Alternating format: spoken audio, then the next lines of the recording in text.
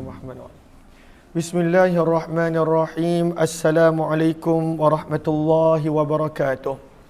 Bismillah, alhamdulillah, wassalatu wassalamu ala habibillah Sayyidina Muhammad ibn Abdullah wa ala alihi wa sahbihi ajma'in.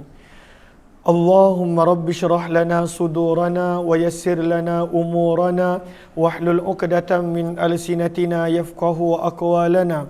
Allahumma fakkihna fid din wa 'allimna at-ta'wil. Allahumma alhimna marashida umurina wa a'izna min shururi anfusina birahmatika ya rabbal alamin. Walhamdulillahi rabbil alamin. Alhamdulillah summa alhamdulillah, syukur kepada Allah Subhanahu wa taala di atas segala peluang yang Allah berikan.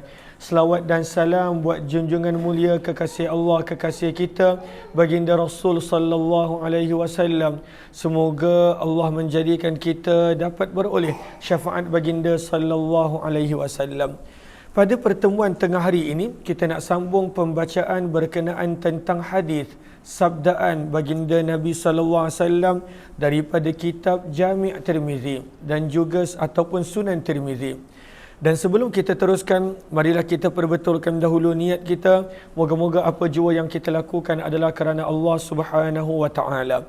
Nawaitu ta'alluma wa ta'lim wa tadhakkura wa tadhkir wa naf'a wal intifa' wal ifadata wal istifadah والحث على التمسك بكتاب الله وسنة رسول الله صلى الله عليه وسلم والدعاء إلى الهدى والدلالة على الخير ابتغاء وجه الله ومرضاته وقربه وثوابه آمين آمين يا رب العالمين. Kita telah tiba pada bab yang ke-141 daripada bab-bab yang membicarakan tentang hadis-hadis yang berkaitan solat. Maka Imam Tirmizi berkata pada bab yang ke-141, babu maja'a, bab pada hadis dan riwayat yang telah datang berkenaan ar-rajuli, seseorang yusalli, yang menunaikan solat, li ghairil kiblah, menghadap selain daripada kiblah, fil ghaim, sewaktu mendung. Orang-orang dulu ketika mana nak mencari kiblah, mereka tidaklah ada kemudahan kompas ataupun zaman kita dengan menggunakan handphone ataupun dengan menggunakan teknologi-teknologi canggih yang ada. Orang dulu mencari kiblat, melihat kepada langit, melihat kedudukan matahari. Kalau pada waktu malam, melihat kepada kedudukan bintang yang tertentu untuk mencari arah timur maupun barat. Lalu ketika mana langit mendung dan pada waktu itu tidak nampak apa yang berada di sebalik awan, sama ada kedudukan bintang, bulan dan lain-lain, maka menjadi sukar pada waktu itu untuk menentukan arah kiblat. Maka apakah keadaan seseorang yang solat dan pada waktu itu dia berijtihad, dia mencari, dia berusaha untuk mendapatkan kiblat. Namun bila hilangnya mendung, dia mendapati solatnya pada waktu itu ke arah tempat selain kiblah. Maka sebab itu Imam Tirmizi membawakan tajuk babu maja'a, bab pada hadis yang telah datang berkenaan ar-rajul, seseorang yusalli, yang menunaikan salat, li ghairil kiblah, menghadap selain daripada kiblah, fil ghaim, sewaktu mendung. Maka pada riwayat nanti yang dalam Telegram ni kena letak nombor nombor hadis. Kat sini tak ada nombor hadis. Kena letak nombor hadis supaya senang nanti kalau ada yang nak cari. Maka kepada sahabat-sahabat yang inginkan terjemahan, boleh dapatkan terjemahan di Telegram Kuliah Umar Aziz.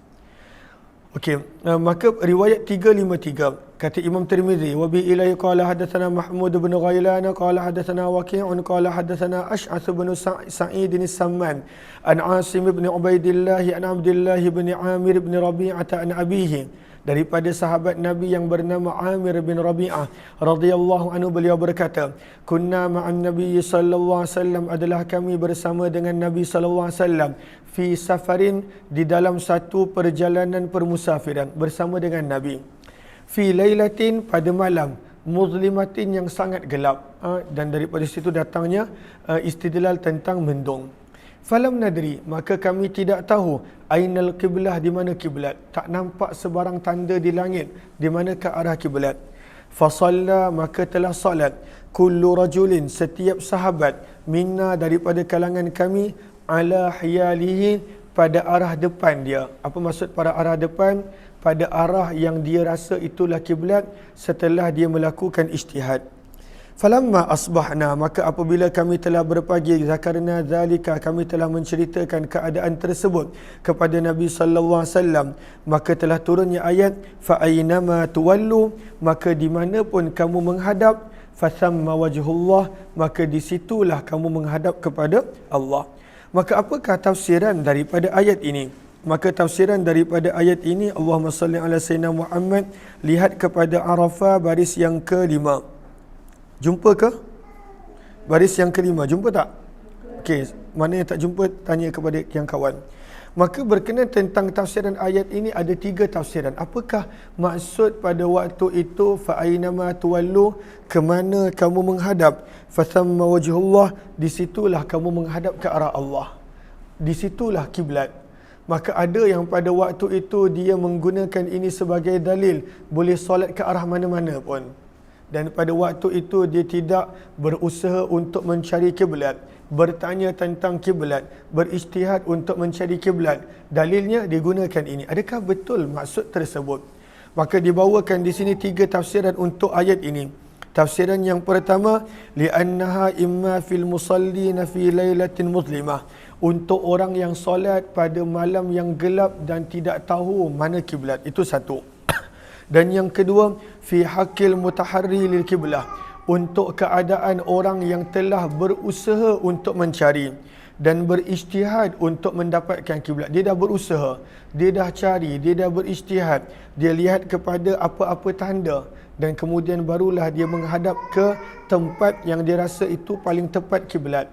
Maka kalaulah salah, maka pada waktu itu solatnya dikira sebagai sah dan dia tidak berdosa. Dan yang ketiga, ada yang mengatakan ayat ini fa aynama tuwallu fathamma wajhullah adalah untuk seseorang yang sedang solat di atas kenderaan. Maka nanti kita akan baca orang yang solat di atas kenderaan dia boleh menghadap ke arah mana, terutamanya solat nafil. Wa imma fil mutanaffil ala dabbah, orang yang solat nafil di atas kenderaan maka dia boleh menghadap ke arah mana-mana pun. Contohnya kalaulah kita sedang bawa kereta, jam tak gerak-gerak, langsung tak bergerak, maka pada waktu itu kita pun angkat takbir solat nafil. Adakah boleh? Dalam mazhab Syafi'i boleh, kerana ayat ini adalah dalil dia. Hanya untuk solat nafil. Tak boleh pada waktu itu nak solat fardu, nak solat qada dalam keadaan tersebut. Maka itu perbahasan dalam fiqh, nanti boleh rujuk kepada perbahasan fiqh. Berkata Imam Tirmizi, hadis ini laisa isnaduhu bidzaka, sanadnya tidaklah kuat. Kami tidak mengetahui riwayat ini kecuali daripada hadis perawi Ash'as As-Samman, dan Ash'as Ibnu Sa'id Abu Rabi As-Samman dihukum dhaif dalam periwayatan hadisnya. Wa qad dhahaba, dan telah berpandangan kebanyakan daripada ahli ilmu kepada hadis ini. Qalu, mereka berkata, idza shalla, apabila seseorang itu salat fil ghaimi, sewaktu mendung, li ghairil kiblah, menghadap kepada selain daripada kiblah, summastabana, kemudian menjadi jelas kepadanya setelah dia selesai salat bahawa sesungguhnya dia salat ke arah selain kiblah, fa inna salatahu jaizah, maka salatnya pada waktu itu adalah diterima. Maka solatnya pada waktu itu adalah diterima. Namun dalam mazhab Syafi'i ada detail dia, ada penerangan dia, ada situasi dan keadaannya. Namun ini adalah dalil dan hadisnya. Riwayat 142 berkenaan tentang hadis dan riwayat yang telah datang berkenaan karahiyati, makruhnya ma yusalla ilaihi, solat ke arah sesuatu, wa fihi, dan makruh untuk solat pada tempat yang tertentu. Maka di sini ada 2 keadaan. Keadaan yang mana makruh untuk kita solat menghadap sesuatu dan makruh untuk solat pada sesuatu tempat. Maka dibawakan di sini riwayat yang ke-354. Bila kita baca kita akan faham tempat-tempat yang mana makruh untuk solat. Maka di sini riwayat yang ketiga, 4, 5 kata Imam Tirmizi. Wa bi ilaihi qala hadatsana Mahmud bin Ghailan qala hadatsana al-Muqri'u qala hadatsana Yahya bin Ayyub an Zaid bin Jabirah an Dawud bin al-Husaini an Nafi' an Ibn Umar radhiyallahu anhuma. Daripada Abdullah bin Umar radhiyallahu taala anhuma, beliau berkata, anna Nabi sallallahu alaihi wasallam, sesungguhnya baginda Nabi sallallahu alaihi wasallam, naha telah melarang an yusalla, untuk menunaikan solat, fi sab'ati mawatin, pada 7 tempat. Maka Nabi larang untuk solat pada 7 tempat.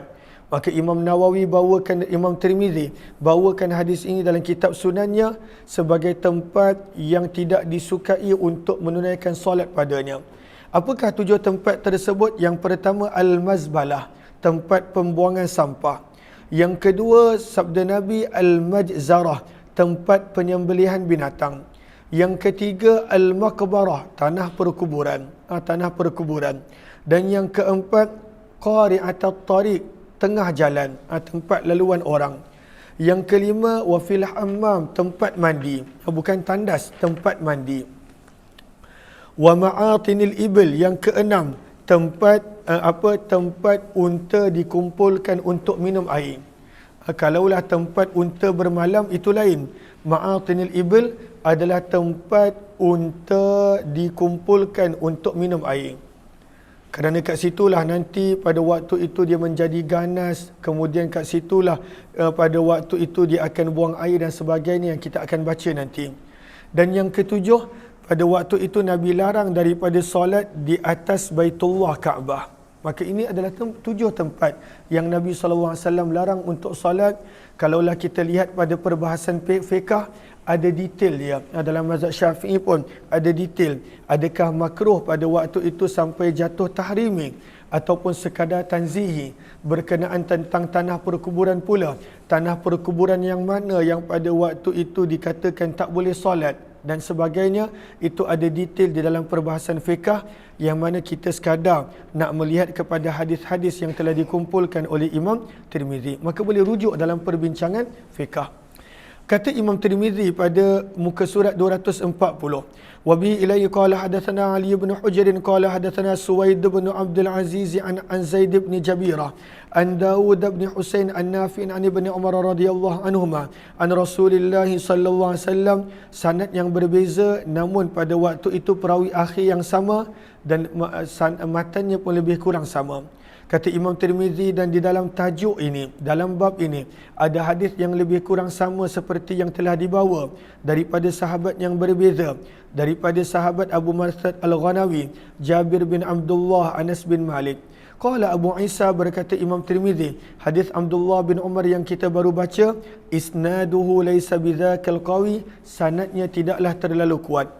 Dan telah membicarakan pada perawinya yang bernama Zaid bin Jabirah daripada sudut lemahnya ingatan beliau, min qibali hifzi. Wa qad rawa, namun telah meriwayatkan Laith bin Sa'ad hadis ini daripada Abdullah bin Umar al-Umari, daripada Nafi', daripada Abdullah bin Umar, daripada Umar bin Khattab radhiyallahu anhu, daripada Nabi sallallahu alaihi wasallam, hadis yang lebih kurang sama. Dan hadis Abdullah bin Umar daripada Nabi ashbah wa asah, adalah lebih hampir dan lebih sahih daripada hadis Laith bin Sa'ad. Dan Abdullah bin Umar al-Umari telah didaifkan beliau oleh sebahagian daripada para ulama hadis, juga disebabkan lemahnya ingatan beliau. Antara yang telah mendaifkan Abdullah bin Umar al-Umari, kata Imam Tirmizi, ulama hadis Yahya bin Sa'id al-Qattan rahimahumullahu ta'ala. Ahlan-ahlan kepada sahabat-sahabat yang baru join, kita sedang membaca hadis-hadis daripada Sunan Tirmizi ataupun daripada Jami' At-Tirmizi. Imam Tirmizi membawakan tajuk yang seterusnya, bab yang ke-143, yang mana di sini berkenaan kandang kambing dan juga kandang unta. Adakah boleh solat? Bab maja'a, bab pada hadis dan riwayat yang telah datang berkenaan as-salati, menunaikan salat, fi marabidil ghanam, pada kandang kambing, wa a'tanil ibil, dan tempat di mana berkumpulnya unta. maka adakah boleh? Jom kita lihat riwayatnya. Riwayat yang ke-355.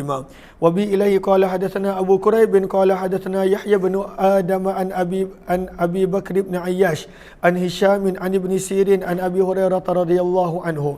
Daripada Abu Hurairah radhiyallahu taala anhu qala, beliau berkata, qala Rasulullah sallallahu alaihi wasallam, sabda Nabi sallallahu alaihi wasallam, sallu fi marabidil ghanam, salatlah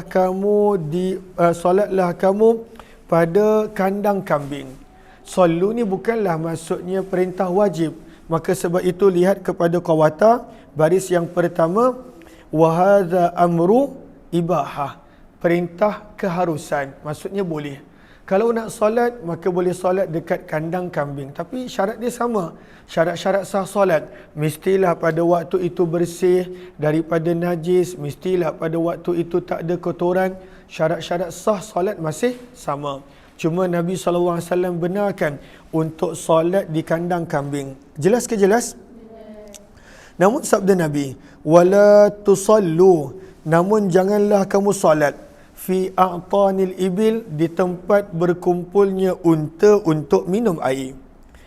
Kenapa pada waktu itu dekat tempat unta berkumpul tak boleh solat? Maka lihat kepada qawata pada baris yang kedua, wa fassarahu Syafi'i, dan Imam Syafi'i menafsirkan maksud daripada sabdaan Nabi a'tanil ibil, tempat berkumpulnya unta, sebagai tempat yang mana unta dikumpulkan padanya untuk minum.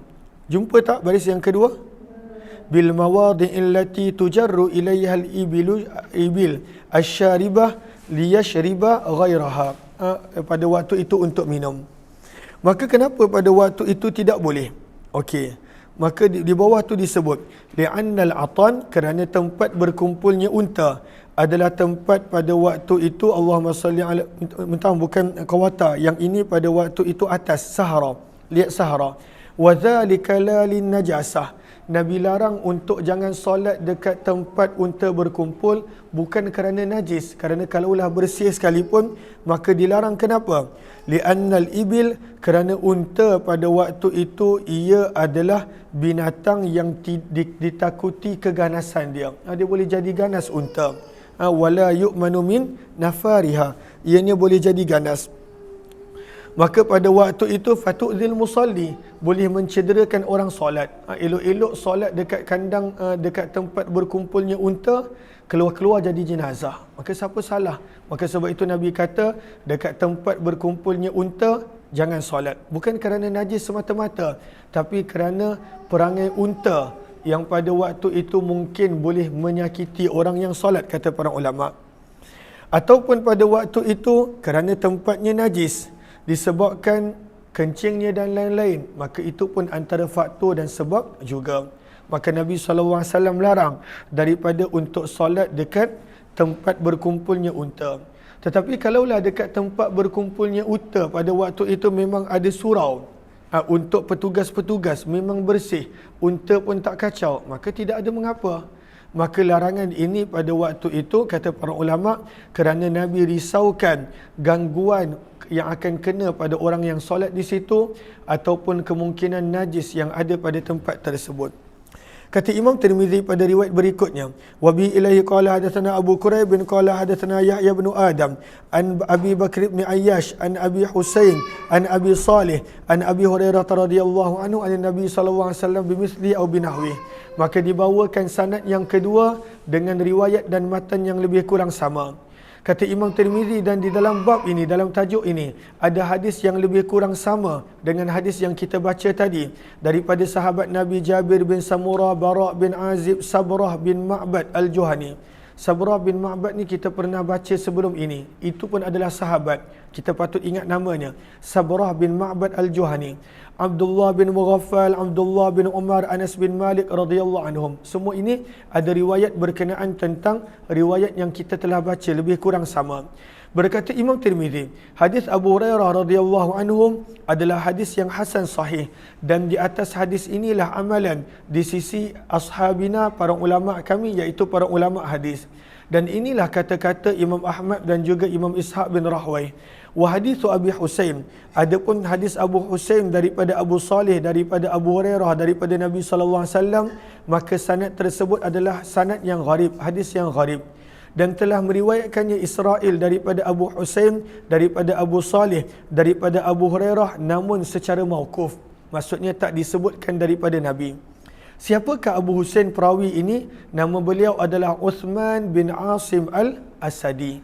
Riwayat yang ke-356.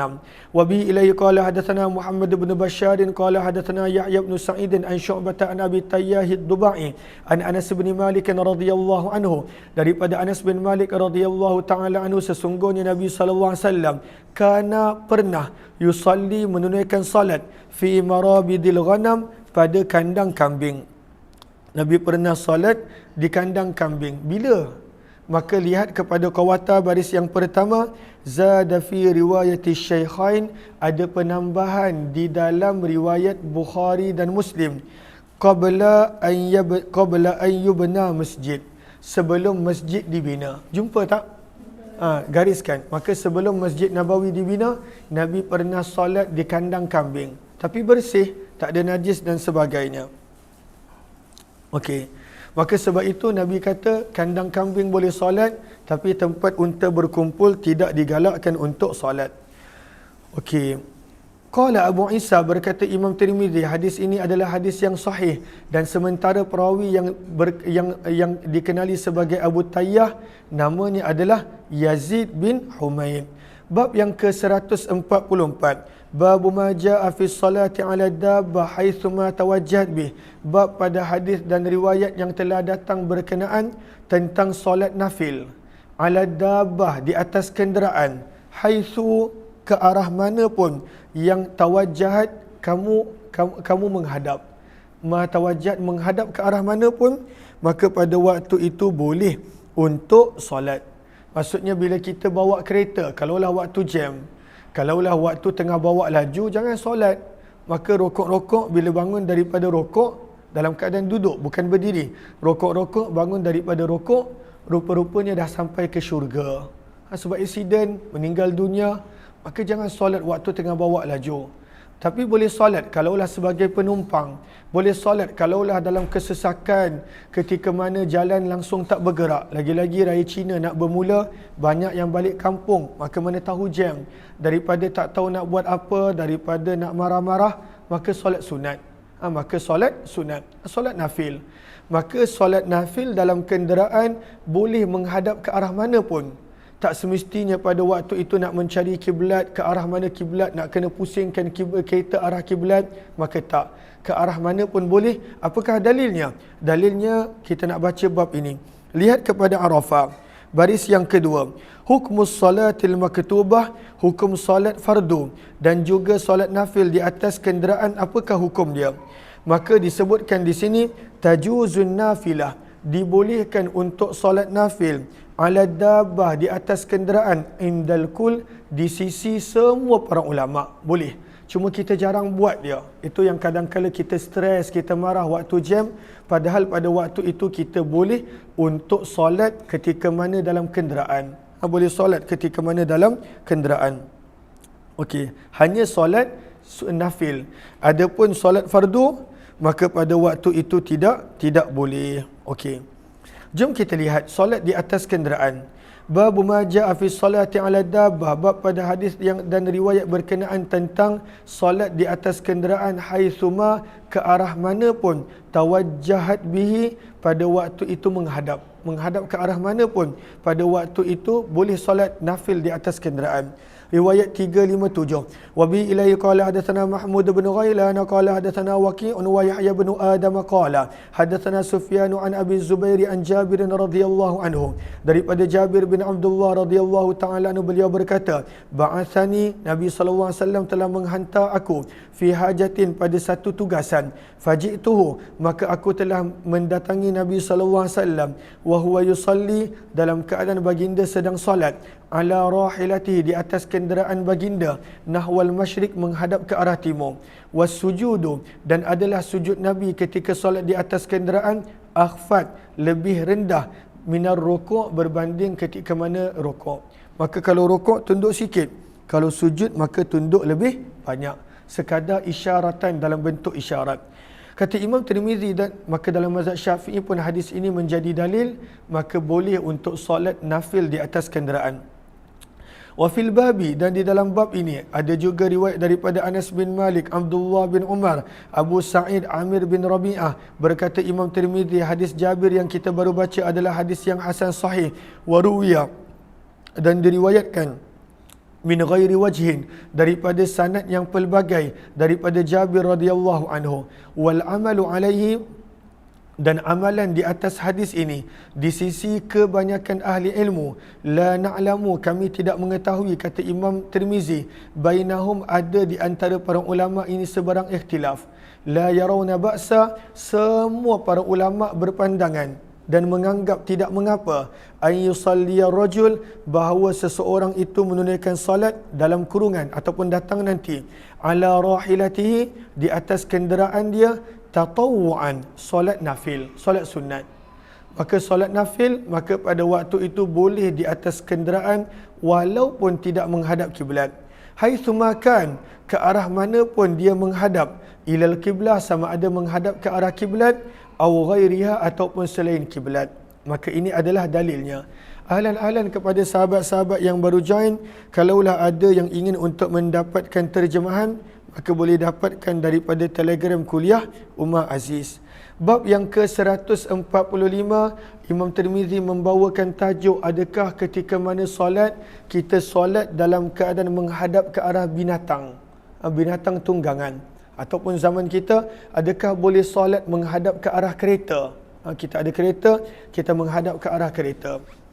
Bab yang ke-145, babun, bab berkenaan fi salati ila rahilah, solat menghadap ke arah tunggangan, menghadap binatang, dan mengharap pada waktu itu kepada kenderaan. Adakah boleh? Lihat kepada Arafah, ghardu hadithil bab, maksud daripada hadis ini adalah, adakah boleh binatang dijadikan sebagai sutrah, sebagai penghadang? Kita dah belajar bahawa sutrah adalah penting, lagi-lagi pada tempat yang lapang. Maksudnya perlu ada penghadang. Tapi kalaulah kita tak ada penghadang kayu, kita letakkan unta, kuda, keldai, ataupun pada waktu itu kereta kita sebagai penghadang ketika mana solat. Adakah boleh? Maka jom kita lihat riwayatnya. Riwayat 358, wa bihi ilaihi qala hadatsana Sufyan bin Waqi' an qala hadatsana Abu Khalid al-Ahmar an Ubaidillah bin Umar an-Nafi' radhiyallahu an ibni Umar radhiyallahu anhuma, daripada Abdullah bin Umar radhiyallahu taala anhuma, anna an-nabiy sallallahu alaihi wasallam, sesungguhnya baginda Nabi sallallahu alaihi wasallam, salla, telah menunaikan salat, ila ba'irihi, menghadap kepada unta baginda, aw rahilatihi, ataupun menghadap kepada tunggangan baginda. Maksudnya boleh menjadikan kenderaan sebagai penghadang ketika mana nak solat. Boleh, tak ada masalah. Wa kana yusalli, dan adalah Nabi solat, ala rahilatihi, di atas tunggangan baginda, haitsuma tawajjat bih, ke mana pun binatang baginda pada waktu itu menghadapkan baginda. Maksudnya walaupun bertentangan dengan kiblat, asalkan solat nafil dan sunat, maka di atas kenderaan boleh. Dan kita dah belajar pada waktu itu pada hadis sebelum ini. Bab yang ke-146 menceritakan apabila ada makan dan waktu tu lapar, maka pada waktu itu boleh tak mendahulukan makan berbanding solat. Lalu orang yang mungkin dia tak pernah dengar hadis, dia kata mana boleh, solat afdal, makan tu nanti kemudian Allah bagi makan dalam syurga. Salah. Dalam hadis, Nabi SAW suruh untuk mendahulukan makan ketika mana kalaulah makan dah siap dan pada waktu itu lapar, maka kalaulah tak dahulukan makan, maka boleh menghilangkan khusyuk. Bab yang ke-146, bab majaa, bab pada hadis dan riwayat yang telah datang berkenaan, idza hadaral asya, bila datangnya pada waktu, bila telah tersedianya makan malam. Hadara maksudnya telah tersedia, bukan baru nak masak, dah tersedia. Solat idza hadara, telah tersedia makan malam, wa uqimatis salah, dan pada waktu itu dilaungkan pula iqamat. Maka fabda'u, maka mulakanlah bil asya, dengan makan dulu, supaya nanti waktu solat tidak terganggu dan tidak hilang khusyuk. Maka lihat kepada Arafah pada baris yang ketiga, baris yang kedua daripada bawah. Maka hudurut ta'am, apabila makan dah siap, min a'zari tarkil jamaah, termasuk daripada keuzuran boleh meninggalkan jemaah. Bila makan dah siap, perut dah lapar, maka itu juga termasuk uzur dalam syarak untuk meninggalkan solat fardu berjemaah. Okey. Fabda'u bil asya', mulakan daripada makan dulu. Maka berkatalah Imam Abu Hanifah, ini kata-kata masyhur Imam Abu Hanifah, la an yakuna ta'ami, jumpa tak? Gariskan, la an yakuna ta'ami kullah, adalah aku menjadikan seluruh makananku salatan, sebagai ganti solat. Ahabbu ilayya, lebih aku suka daripada aku menjadikan solatku pada waktu itu seluruhannya makanan. Apa maksud dia? Lebih baik daripada dia solat makan dulu, berbanding pada waktu itu solat dulu, dalam keadaan sepanjang solat dia hanya ingat makanan, lapar, tak khusyuk dan sebagainya. Lalu sebab itu kata para ulama, wa hudurut ta'am, dan bila makanan dah siap, maka itu pun termasuk keuzuran boleh meninggalkan jemaah. Boleh, berdasarkan sabda Nabi yang kita baca. Maka riwayat 359, wa bi ilaihi qala hadatsana Qutaibah qala hadatsana Sufyan bin Uyainah an Az-Zuhri an Anas radhiyallahu anhu an Anas radhiyallahu anhu yablughu bihi Nabi sallallahu alaihi wasallam qala, daripada Anas bin Malik radhiyallahu anhu, yang mana beliau sampaikan riwayat ini sampai kepada Nabi. Beliau berkata, idza hadaral isya, apabila telah tersedianya makan malam, wa uqimatis salah, dan dilaungkan pada waktu yang sama qamat. Makanan dah siap tapi dekat surau masjid qamat. Maka sabda Nabi, fabda'u, maka mulakanlah kamu bil asya, dengan makan terlebih dahulu. Tapi janganlah pada waktu itu secara terbuka, maka boleh mendatangkan fitnah pula. Kalaulah dekat dalam rumah, dalam bilik, tak ada orang nampak, itu tak mengapa. Lagi-lagi orang yang pada waktu itu setiap perbuatannya dipandang tinggi oleh masyarakat, dia lagi kena berjaga-jaga dengan apa yang pada waktu itu manusia boleh jadi salah faham. Tapi dahulukan makan kalaulah pada waktu tu betul-betul lapar. Tapi kalaulah seseorang pada waktu tu memang dah kenyang, dia tak ada masalah pun kalau makan selepas solat, maka pada waktu itu afdal untuk mendahulukan solat. Sebab itu gariskan pada sahara baris yang pertama, kata para ulama, hadza idza kana ja'i'a, perintah Nabi untuk mendahulukan makan dulu ketika mana makan dah siap berbanding solat adalah ketika mana dia lapar. Wa nafsuhu, dan pada waktu itu perasaannya yatashawwaku ilal akal, sangat-sangat menginginkan untuk makan. Dan pada waktu itu waktu solat pun masih panjang. Tapi daripada sini kita belajar, kalaulah waktu solat dah nak habis, maka pada waktu itu solat dulu. Kalaulah pada waktu itu kenyang, maka pada waktu itu solat dahulu. Maka ini adalah hadis berkenaan tentang mendahulukan makan ketika mana dilaungkan iqamat. Kata Imam Tirmizi, dalam bab ini ada juga riwayat daripada Ummul Mukminin Aisyah, Abdullah bin Umar, Salamah bin Aqwa, dan Ummul Mukminin Ummu Salamah radhiyallahu anhum. Berkata Imam Tirmizi, muka surat yang baru 242. Berkata Imam Tirmizi, hadis Anas adalah hadis yang hasan sahih, dan di atas hadis inilah amalan di sisi sebahagian ahli ilmu daripada kalangan sahabat Nabi sallallahu alaihi wasallam. Antara yang mengamalkan hadis ini adalah Abu Bakar, Umar dan Abdullah bin Umar. Dan inilah pandangan Ahmad, Ishaq bin Rahway. Mereka berdua berkata, ya bada'u bil asya, apabila makan dah tersedia, mulakan dengan makanan dulu. Wa in fatathu salah, walaupun dia tertinggal solat berjemaah. Walaupun tertinggal solat berjemaah, kalaulah lapar, makanan dah siap, makan dulu.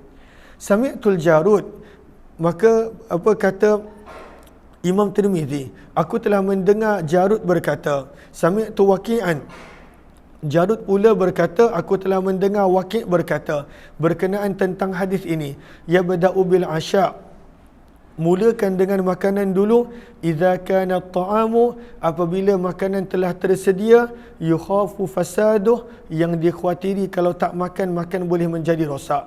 wallazi dhahaba ilaihi, dan apa yang telah dipilih oleh sebahagian daripada ahli ilmu daripada kalangan sahabat Nabi SAW dan lain-lain, ashbahu bil ittiba, itulah yang paling layak untuk diikuti. Wa innama, dan hanya senya, aradu, mereka ingin. Kenapa kena dahulukan makan bila makan dah siap walaupun dah qomat? Mereka ingin supaya pada waktu itu seseorang tersebut tidak solat dalam keadaan hatinya sibuk memikirkan benda lain. Kalau lapar, pada waktu tu makanan dia dah siap, dia dah nampak, pada waktu tu kita suruh solat dulu, maka hilang khusyuk. Maka sebab itu para sahabat mereka dahulukan makan kerana nak menunjukkan pada waktu itu supaya boleh solat dalam keadaan fokus, dalam keadaan tak ingat benda yang lain. Maka dibawakan riwayat tentang Abdullah bin Abbas. Diriwayatkan daripada Abdullah bin Abbas radhiyallahu anhuma annahu qala, beliau berkata, la naqumu ila salah, kami tidak akan berdiri menunaikan salat, wa fi anfusina syai'un, dalam keadaan pada diri kami ada sesuatu keperluan, sama ada nak pergi tandas kerana tak tahan buang air, ataupun pada waktu itu kerana lapar nak makan, maka kami takkan solat, kami selesaikan dulu keperluan kami. Riwayat yang ke-361, waruwiya an ibn Umar, dan diriwayatkan daripada Abdullah bin Umar radhiyallahu anhuma daripada Nabi sallallahu alaihi wasallam bahawa Abdullah bin Umar berkata, idza wudi'al asya, bila telah siap makan malam, wa uqimatis salah, dalam masa yang sama dilaungkan iqamah, maka fabda'u bil asya, mulakan dulu dengan makan, dengan syarat pada waktu itu lapar dan sebagainya. Kita telah baca. Qala, berkata perawi, wa ta'asya, dan pernah memakan makanan malam, supper ataupun dinner, Abdullah bin Umar dalam keadaan beliau sedang mendengar imam membaca Al-Quran dalam solat.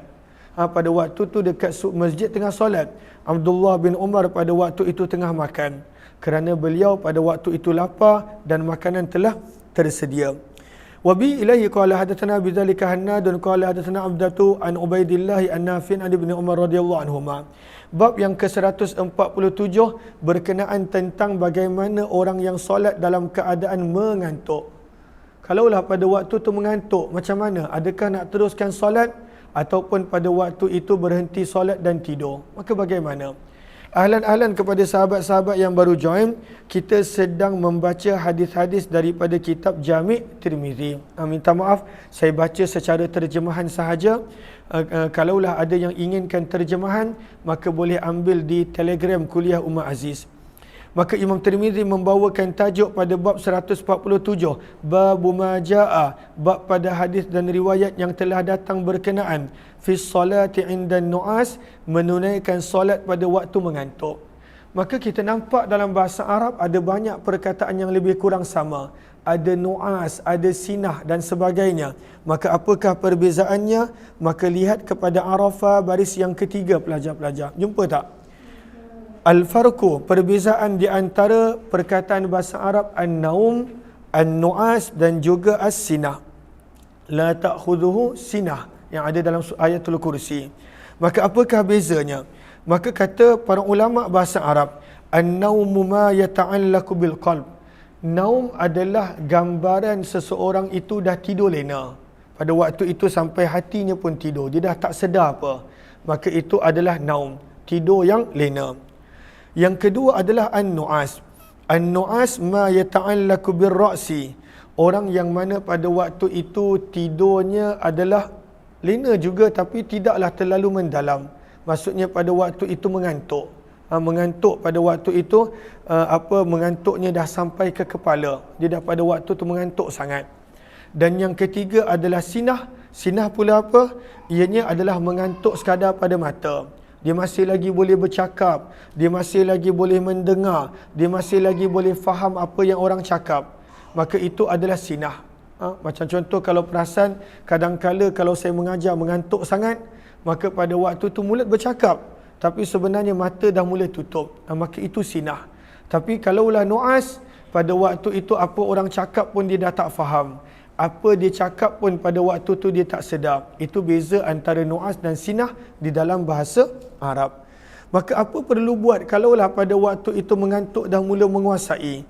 Maka riwayat yang ke-362 kata Imam Tirmizi, wa bi ilaihi qala hadatsana Harun bin Ishaq al-Hamdani qala hadatsana Abdah bin Sulaiman al-Kilabi an Hisham bin Urwah an abihi an Aisyah radhiyallahu anha qalat, daripada Ummul Mukminin Aisyah radhiyallahu taala anha, beliau berkata, sabda Nabi sallallahu alaihi wasallam, idza na'asa, apabila mengantuk mula menyelubungi ahadukum, salah seorang daripada kamu, wa huwa yusalli, dalam keadaan dia sedang solat, maka apa Nabi suruh buat? Falyarkud, tidur dulu. Kalaulah mengantuk sangat, tidur dulu. Kenapa? Hatta yadhhaba anhu naum, sehingga habis mengantuk dia. Fa inna ahadakum, kerana sesungguhnya salah seorang daripada kamu, idza shalla, apabila dia solat, wa huwa yan'as, dalam keadaan sedang mengantuk, fala'allahu yadhhabu liyastaghfira, maka sepatutnya dia solat untuk meminta keampunan, fayasubbu nafsah, maka dia mendoakan keburukan untuk diri dia. Satu, bermaksud perbuatan itu Allah tak suka, perbuatan solat dalam keadaan mengantuk. Yang kedua, maksudnya adalah pada waktu dia baca surah, dia baca entah apa-apa tah, dia baca zikir, entah apa-apa yang dia baca, maka sepatutnya dia minta keampunan Allah. Yang dia pergi buat adalah dia menjadikan dirinya mendapat kecelakaan. Dia pergi mendoakan keburukan untuk diri dia. Kata Imam Tirmizi, dalam bab ini ada juga riwayat daripada Anas bin Malik, Abu Hurairah. Berkata Imam Tirmizi, hadis Aisyah adalah hadis yang hasan sahih. Bab yang ke-148, kata Imam Tirmizi, babu ma jaa, bab pada hadis dan riwayat yang telah datang berkenaan seorang zara, yang menziarahi qauman, pada waktu itu satu kaum, fala yusalli bihim, dan pada waktu itu dia tidak menjadi imam untuk mereka. Apa maksud daripada bab ini? Contoh, saya pergi ke satu tempat, ada orang jemput. Maka pada waktu itu orang tu kata, Ustaz jadi imam lah, Ustaz jadi imam. Maka hadis ini mengajar, ada riwayat yang mengatakan pada waktu itu jangan jadi imam. Sebab siapa yang tuan rumah, dia kena jadi imam. Tetamu pada waktu itu jangan disuruh jadi imam. Walaupun yang muktamad, yang fatwanya adalah boleh menyuruh tetamu jadi imam kalaulah tuan rumah setuju. Sebab yang paling afdal jadi imam, yang paling layak jadi imam adalah tuan rumah, tuan tanah, pemilik kepada sesuatu tempat dan bangunan. Maka dibawakan hadis, kalaulah ada seseorang menziarahi sesuatu kaum, fala yusalli, maka janganlah dia menjadi imam untuk mereka. Maka biarkan pada waktu itu tuan rumah jadi imam. Walaupun dia pada waktu itu syekh mana sekalipun, dia kena tunggu tuan rumah izin, maka pada waktu itu barulah boleh. Maka bagaimana nak menggabungkan hadis ini dengan hadis yang lain? Maka hadis ini nak menerangkan, kalaulah seseorang itu level ilmu dia macam mana hebat sekalipun, kalaulah dia tetamu, ada tuan rumah, maka dia kena minta tuan rumah jadi imam. Kalaulah tuan rumah tak nak dan tuan rumah pada waktu itu suruh dia jadi imam, maka pada waktu itu barulah dia jadi imam. Sebab itu kalau saya pergi kuliah tempat mana-mana, kalaulah ada AJK ataupun pada waktu itu jemaah suruh jadi imam, saya takkan jadi imam.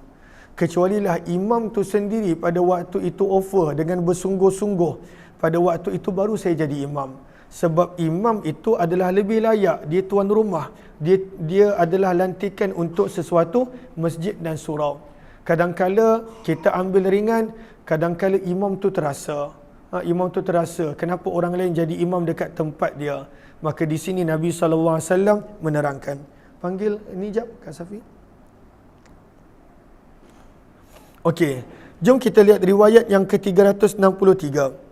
وبه إليه قال حدثنا حناد ومحمود بن غيلان قال حدثنا وكيع عن أبان بن يزيد العطار عن بديل بن ميسرة العقيلي عن أبي عطية رجل منهم قال كان مالك بن الحويرث رضي الله عنه.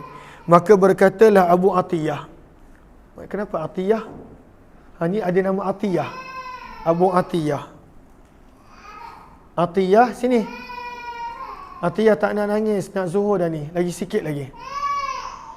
Tak nak nangis, tak nangis. Okey, Atiyah sini. Sini, tak nak nangis. Dengar hadis, jom. Mana tahu boleh jadi muhaddisah. Sini. Dengar hadis. Datang sini. Oh, dulu selalu datang bagi salam. Sekarang ni dah tak ada. Bila ada makanan, sini. Dengar hadis. Dengar sabdaan Nabi.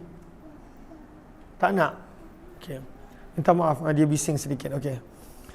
Okey, maka sebab itu adabnya, kalaulah kita menjadi tetamu, jangan ambil tempat ketika mana waktu solat pemilik rumah ataupun tuan rumah. Kalaulah diizinkan disuruh, barulah kita ambil. Tapi afdalnya kalau kita baca dalam riwayat ini, sahabat Nabi yang bernama Malik bin Huwairith dia tak nak, walaupun disuruh. Maka kata Abu Atiyah, maka beliau berkata, adalah sahabat Nabi yang bernama Malik bin Huwairith radhiyallahu anhu, ya'tina, kerap menziarahi kami, fi musallana, di tempat solat kami, yatahaddatsu, berkongsi ilmu dengan kami. Kerap Malik bin Huwairith radhiyallahu anhu datang. Fahadaratis salah yauma, maka pada satu hari ketika mana beliau masih berada di tempat solat kami, telah masuk waktu solat. Fakulna lahu, maka kami semua berkata dengan Malik bin Huwairith radhiyallahu anhu, taqaddam, wahai sahabat Nabi, jadi imam. Sebab mereka ni semua tabi'in, maka paling afdal adalah sahabat Nabi jadi imam. Faqala, maka berkatalah Malik bin Huwairith, liyataqaddam, hendaklah menjadi imam, ba'dukum, sebahagian daripada kamu, hatta, sehinggalah, uhaddithukum, aku menceritakan sepotong hadis kepada kamu, lima la ataqaddam, mengapa aku tak nak menjadi imam.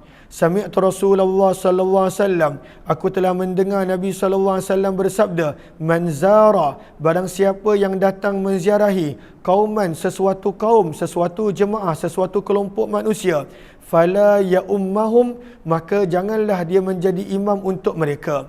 Wal ya ummahum, dan hendaklah menjadi imam untuk kaum tersebut, rajulun minhum, salah seorang daripada kalangan mereka sendiri.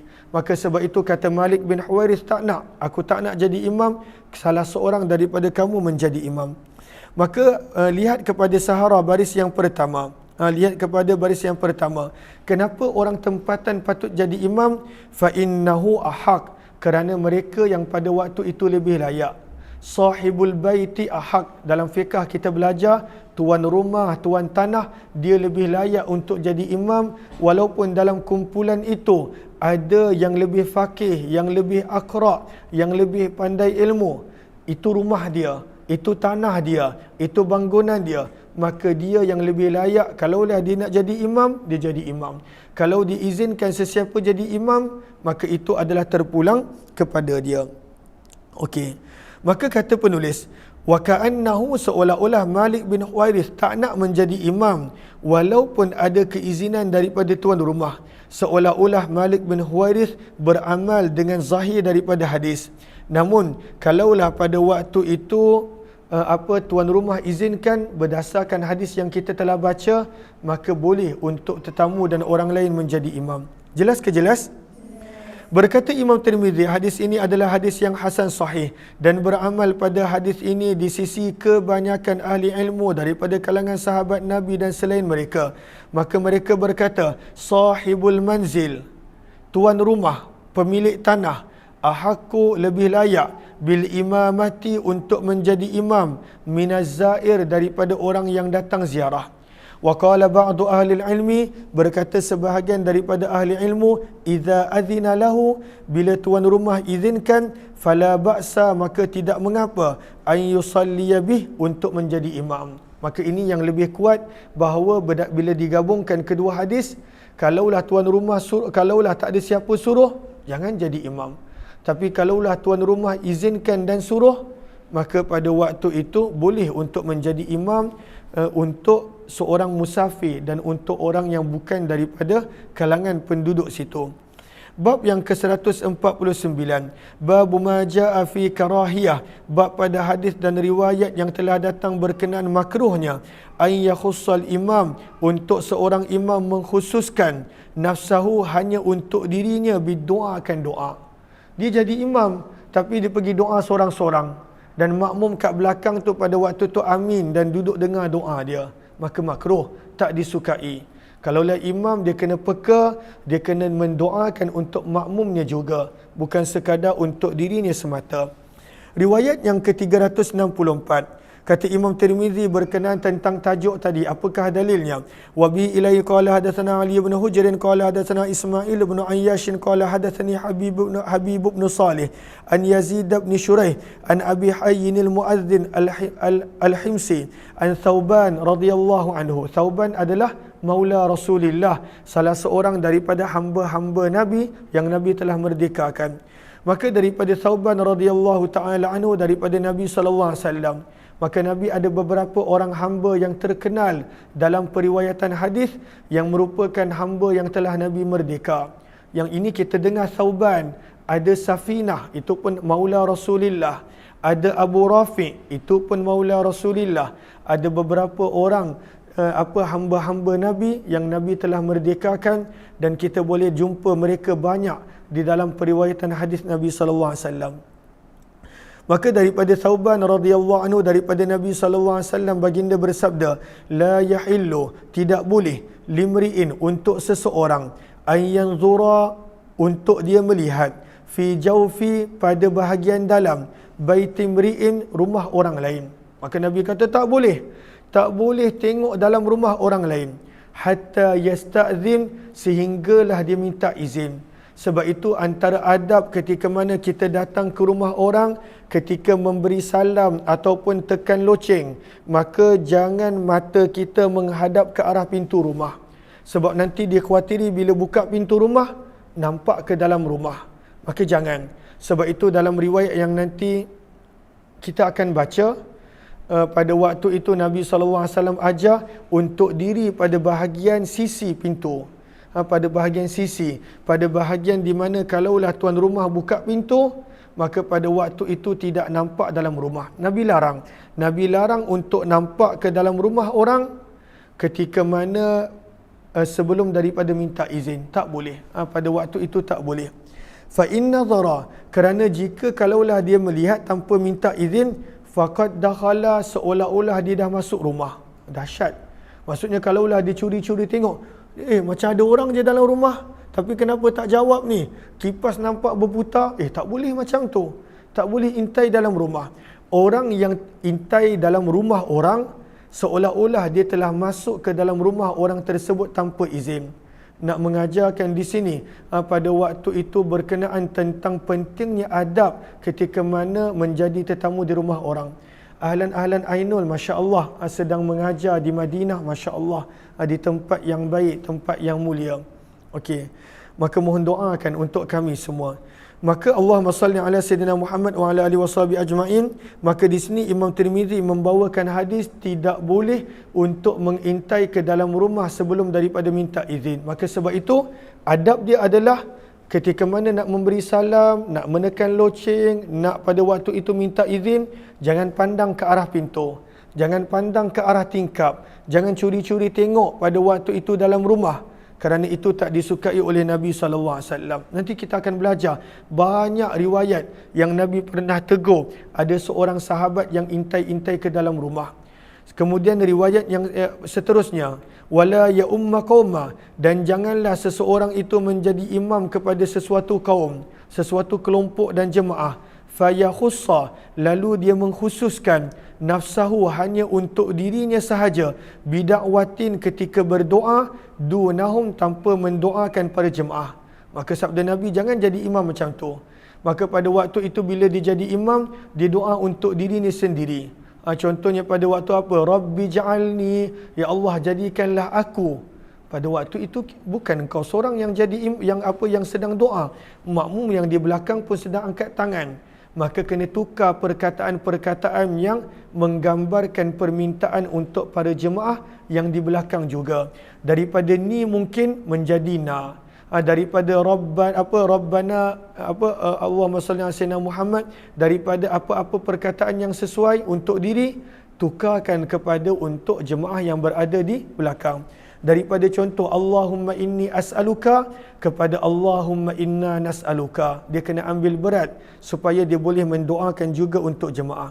Kalaulah dia doakan untuk dirinya semata-mata, Sabda Nabi, fa in fa'ala, kalaulah dia lakukan juga begitu dalam keadaan dia tahu, faqad khanahum, maka sungguh dia telah mengkhianati jemaahnya. Sebab mereka sibuk mengaminkan padahal dia doa untuk dirinya sendiri. Wala yakumu, dan Nabi bersabda, dan janganlah berdiri untuk solat wa huwa hakin, dalam keadaan pada waktu itu dia sedang menahan diri untuk hadas. Ada yang bertanya, kalaulah tidak sengaja melihat, maka maaf. Berdasarkan riwayat Allahumma salli ala sayyidina Muhammad, riwayat Abbas radhiyallahu taala anhu, maka kalaulah dia tak sengaja tengok, maka dimaafkan. Cuma pada waktu itu ada orang kata, boleh tak kalau tak sengaja kali pertama tu tengok lama-lama? Dia tak sengaja, tapi tengok lama-lama aurat ataupun apa dalam rumah, maka tak boleh. Maka pada waktu itu tidak boleh. Terima kasih kepada sahabat-sahabat semua. Maka sabda Nabi, wahuwa hakin, lihat kepada Arafah, baris yang kedua. Apakah maksud al-hakin dalam sabdaan Nabi? Man amsakal baul, orang yang menahan air kencing. Dan pada waktu itu ada juga mengatakan menahan untuk buang air besar. Dia nak pergi tandas, dia pergi tahan. Maka Nabi kata jangan solat dalam keadaan begitu, kerana pada waktu itu dia tidak akan khusyuk dalam solat. Kata Imam Tirmizi, wa fil babi an Abi Hurairah, dalam bab ini ada hadis yang lebih kurang sama riwayatnya daripada sahabat yang berbeza seperti Abu Hurairah, Abu Umamah radhiyallahu anhuma. Berkata Imam Tirmizi, hadis Thauban adalah hadis yang hasan, dan sungguh telah meriwayatkan hadis ini daripada sanad yang berbeza, daripada Muawiyah bin Salih, daripada Safar bin Nusair, daripada Yazid bin Shuraih, daripada Abu Umamah radhiyallahu anhu, daripada Nabi sallallahu alaihi wasallam. Waruya, dan diriwayatkan juga hadis ini daripada Yazid bin Shuraih, daripada Abu Hurairah radhiyallahu anhu, daripada Nabi sallallahu alaihi wasallam. Wa ka'anna, kata Imam Tirmizi, seolah-olah hadis yang mana pada sanadnya ada Yazid bin Shuraih daripada Abu Hayyan al-Muadzin daripada Thauban berkenan tentang perkara ini, sanad tersebut adalah ajwad, lebih baik daripada sudut sanad, wa ashhar, dan lebih masyhur. Maka riwayat yang mana ada Yazid bin Shuraih daripada Abu Hayy al-Muadzin yang kita baca pada awal bab tadi, maka sanad itu adalah lebih baik. Bab yang ke-150 berkenaan tentang imam yang makmum tak suka dia. Apa hukum dia? Imam tapi makmum tak suka dia. Maka lihat kepada Arafah. Sebelum kita baca lebih lanjut tentang hadis, lihat kepada Arafah, hasilu mas'alatil bab, ringkasan daripada perbincangan tajuk yang dibawakan oleh Imam Tirmizi adalah, maka kena lihat kenapa makmum tak suka. In kana ba'ithal karahah, kalaulah makmum tak suka disebabkan syarak. Contohnya dia baca salah. Contohnya pada waktu itu dia tidak ambil berat tentang hukum ahkam. Contohnya dia memang tak tahu hukum ahkam. Maka kalaulah makmum tak suka kerana syarak, maka pada waktu itu imam tanggung dosa sebab makmum tak suka. Tetapi kalaulah makmum tak suka kerana sebab yang bukan dibenarkan syarak, maka kata para ulama, fal ithmu alaihim, maka makmum yang kena tanggung dosa. Jumpa ke jumpa? Gariskan bahagian tersebut. Maka Imam Tirmizi membawakan tajuk babu, bab pada hadis dan riwayat majaa yang telah datang berkenaan orang yang amma qauman, mengimamkan sesuatu kaum, wahum, dalam keadaan kaum tersebut, jemaah tersebut, lahu, terhadap imam tersebut, karihun, mereka tak suka. Mereka tak suka imam. Maka apa hukum jadi imam seperti itu? Riwayat yang ke-365. Maka sebab itu jadi imam ni tanggungjawab dia besar, sangat besar. Saya sempat jadi imam daripada 2016 ataupun 2016 sampai 2018 full time jadi imam. Tanggungjawab dia besar. Kadang-kadang kita takut ada makmum yang tak suka kerana bacaan kita, kerana sesuatu daripada kita, sehinggalah akhirnya 2018 akhir saya buat keputusan untuk tak menjadi imam dah. Tanggungjawab dia besar. Walaupun ini adalah sesuatu yang mulia, kerana Nabi SAW seumur hidup baginda menjadi imam, tapi tanggungjawab dia besar. Lagi-lagi kalaulah ada imam yang makmum tak suka, dan lagi-lagi kalaulah dia tahu makmum tak suka kerana benda yang betul, tapi dia bertegas nak jadi imam juga, maka itu adalah tak boleh, tak sepatutnya berlaku. Maka Nabi beri teguran. Maka riwayat yang ke-365, wa bi ilayhi qala hadatsana Abdul A'la ibnu Wasil al-Kufi qala hadatsana Muhammad ibn Qasim al-Asadi anil Fadl ibn Dalham anil Hasan qala sami'tu Anas bin Malik radhiyallahu anhu qala la'ana Rasulullah sallallahu alaihi wasallam, Nabi sallallahu alaihi wasallam melaknat 3 golongan. Masya-Allah, Nabi laknat. Maka maksudnya dijauhkan dari, semoga dijauhkan daripada rahmat Allah. Itu maksud laknat. Siapakah 3 golongan yang Nabi laknat? Yang pertama, rajulun amma qauman, seseorang yang mengimamkan sesuatu kelompok manusia, wahum lahu karihun, dalam keadaan mereka tak suka kepadanya, kena letakkan dalam kurungan, dan mereka tak suka kerana sebab yang betul, sebab-sebab yang dibenarkan syarak. Sebab itu pada waktu itu gariskan pada sahara, ai li amrin mazmumin fi syarak, ada sebab-sebab syarak yang makmum tak suka, dan dia tetap jadi imam walaupun dia tahu. Nabi laknat.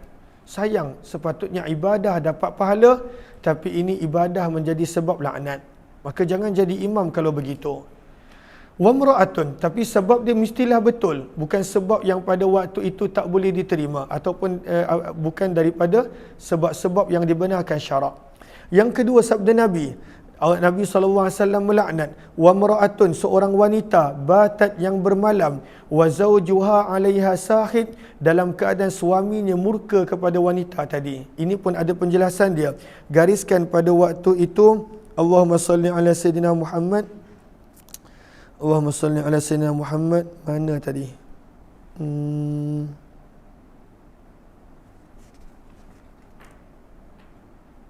Arafah bukan.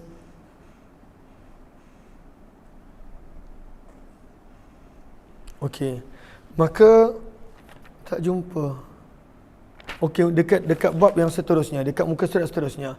Maka nanti ada penjelasan. Maka suami tu tak suka mestilah disebabkan perkara yang syarak benar. Tapi suami pula tak boleh kata, kau buat macam ni, kalau tak buat malam ni aku tidur, aku tak suka, malaikat Rasulullah laknat. Tak boleh. Sebab itu mestilah sebab yang boleh diterima syarak. Kalaulah tidak, maka pada waktu itu wanita tersebut tak ada apa-apa. Nanti kita akan baca pada muka surat sebelah. Warajulan, dan golongan yang ketiga Nabi laknat adalah seorang yang pada waktu itu dah mendengar azan, kemudian pada waktu itu dia tidak menyahut panggilan azan, dia tak solat. Maka dia tak solat. Ada ulama mengatakan dia tak solat di rumah Allah padahal dia dengar azan. Ada yang mengatakan langsung tak solat. Maka Nabi SAW laknat. Kerana pada waktu itu dia dengar azan tetapi dia masih lagi tak nak solat. Maka di semua benda ini ada penerangan lebih detail. Tetapi secara ringkasan, ini adalah 3 golongan yang tak disukai oleh Nabi SAW. Kalaulah kita ada pada salah satu, marilah sama-sama kita perbaiki diri. Kata Imam Tirmizi, dalam bab ini ada juga riwayat daripada Abdullah bin Abbas, Talha bin Ubaidillah, Abdullah bin Amr ibnu Al-As, Abu Ummamah radhiyallahu anhum. Qala Abu Isa, berkata Imam Tirmizi, hadis Anas yang kita baru baca, la yasihu, tidak sahih. Ianya tidaklah sahih. Li'annahu, kerana sesungguhnya riwayat tersebut telah diriwayatkan daripada Al-Hasan, daripada Nabi, dan Hasan Al-Basri tidak pernah berjumpa Nabi, maka hukum riwayat ini adalah mursal. Maka kata Imam Tirmizi tak sahih, maksudnya riwayat ini adalah mursal. Kerana Hasan Al-Basri adalah tabi'in dan tak berjumpa dengan Nabi SAW. Berkata Imam Tirmizi, Muhammad bin Qasim telah membicarakan berkenaan hadis ini. Ataupun yang ini kita sambung petang nanti insya-Allah. Dah satu suku dah. Kita sambung petang nanti. Lalu petang nanti ada kelas juga pada jam 3 hingga 4 insya-Allah. Dan kemudian untuk esok hingga Isnin, kelas hanya pada sebelum subuh jam 5.15 pagi insya-Allah. Terima kasih kepada semua. Minta maaf kita berhenti di sini sebab dah hampir waktu Zuhur dan para pelajar pun kena balik ke asrama mereka. Kita jumpa nanti insya-Allah. Terima kasih semua. Assalamualaikum warahmatullahi wabarakatuh. Jazakumullah.